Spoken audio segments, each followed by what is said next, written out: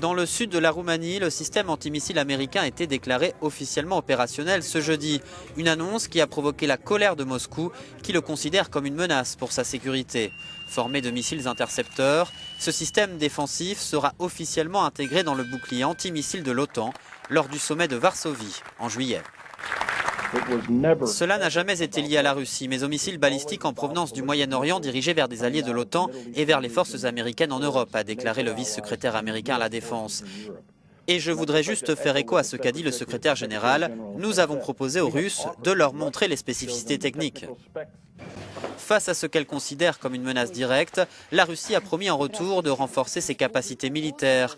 Il s'agit d'un grand sujet de discorde entre l'OTAN et la Russie depuis plusieurs années.